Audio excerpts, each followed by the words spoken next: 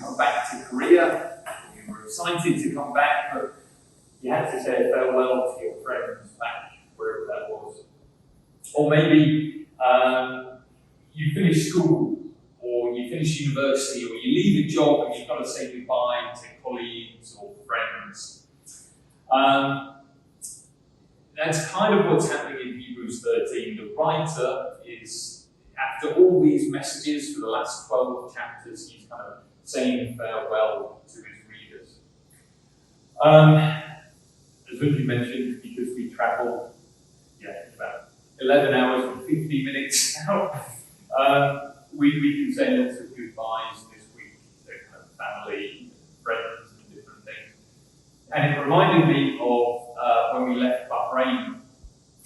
So this is just over a year ago we left Bahrain, and we lived in Bahrain for 10 years. So you can imagine we had lots of friends, really close people. And what was interesting as we were at the airport, and even in the last few days, was the difference between Unju's goodbyes to her female friends and my goodbyes to my male friends. There was quite a difference. With Unju, it was tearful, they were funny.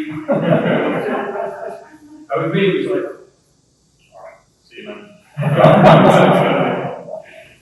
So, whichever one you're more like, I'm sure we've experienced goodbyes, and this is what the writer to the Hebrews is doing, saying goodbye.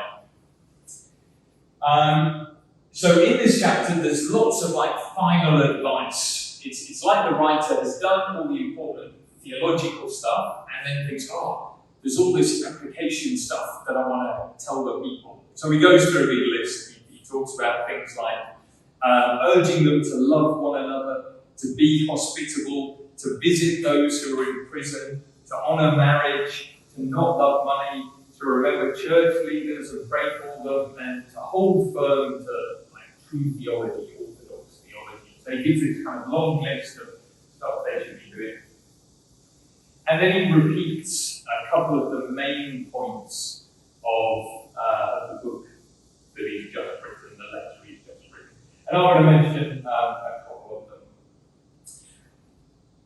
First of all, so after the life advice, in verse 12, he repeats what we talked about a number of times, but especially in Hebrews chapter 10. And this is what we're going to talk about in the main sanctuary later, so if you come along, you'll hear much more about this in the main sanctuary. But he repeats this idea that Jesus is the ultimate perfect sacrifice. That on the cross he completed that whole system of Old Testament sacrifices, and for once for all, our sins were taken care of at the cross. He sanctified the people through his own blood. So he repeats this main thing. And then, in verse 14, which is our verse, he talks about our true home, which is something we talked about, I think it was in chapter 4, when we talked about the Sabbath rest for the people of God, and how in heaven we'll get this perfect rest. And he talks about our true home not being here on earth. He says, "For here we do not have an enduring city, but we are looking for the city that is to come." That's the new Jerusalem, the new heaven, when Christ comes back, and we'll get to live in eternity in this perfect place. Now, I think we're in a unique position. Maybe some of you guys are similar, where we've moved not only houses a lot, but we've moved countries a lot. Maybe some of you guys have had similar experiences. Sometimes Unju and I try and count how many different houses we've lived in since we got married almost 19 years ago. And we've lost count. It's too many. In 2022 alone, we lived in about 5 different houses. We should be life's a bit crazy like that. We've lived in Jordan, Yemen, Bahrain. We've spent time in the UAE, we've lived in Korea, and the UK, and of course, this time tomorrow, will be in Kenya. So it's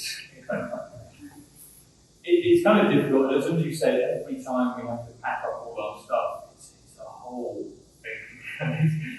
Like it takes a couple of weeks, and the poor kids are really stressed because they've got to pack up all their belongings. It's this whole big stressful thing. But I think it does help us to remember that our true home isn't here. It isn't in England or in Java or in Tanis or in Monaco. It's not in Seoul, it's not in Yorkshire. Our true home is somewhere else. And we've got this advantage of this slightly strange lifestyle we live, that each home we have on earth, we know it's only temporary. We're going to be there a few years, 10 years is the longest we've lived in a country. And then we'll be moving on. And it helps us to remember that, our true home isn't here. Our true home is elsewhere. If you guys have lived in different places, I'm sure that's easier for you to imagine as well. A lot of my friends were born in one place, they grew up in the same place, they got married in the same place, they still live in that same place. So I think for them it's a bit more difficult, because their true home seems like that place they've lived all their life, right? But if we're believers, our true home is this enduring city that is to come. I want to wrap up just with this last thought. This is one of my favourite quotes about eternity. It's a big quote. C.S. Lewis said, "We shall live to remember the galaxies as an old tale." That's one of the best images I've ever come across for thinking about just how big and long eternity is.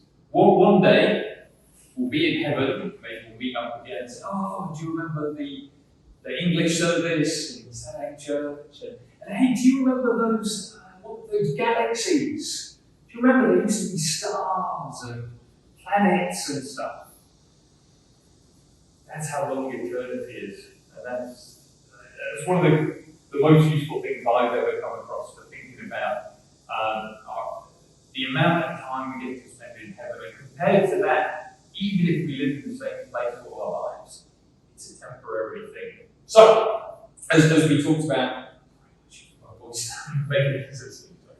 as we talked about probably 2 months ago now, our true home is in heaven, and that's where we get to spend eternity. Be encouraged by that. We should look forward to it. Think about how we're going to enjoy it. Okay, I'm going to stop talking because I need to keep it short today. Let me pray. Father God, thank you for what verse 12 of chapter 14 talks about. Thank you for your sacrifice on the cross that sanctifies all people. Thank you that even a sinner like me gets to be sanctified, cleansed by the blood of Christ. Thank you, Lord. And thank you that one of the results of that is that we get to spend eternity with you in this enduring city that verse 14 talks about. Thank you that we have that firm hope because we can trust your promises. Thank you that we have that firm hope of an enduring city of heaven. I pray that each of us would remember that and take time, maybe each day or each week, to just remember and look forward to this enduring heavenly city that we're going to be residents of. Lord, we love you. We thank you for your sacrifice. We thank you for your promises. We thank you for this book of Hebrews. It's been a real blessing for me to study it over the past few months. And I hope that you've been pleased with what I've said, altering efforts to glorify you, to presume, to speak in your name. Pray that we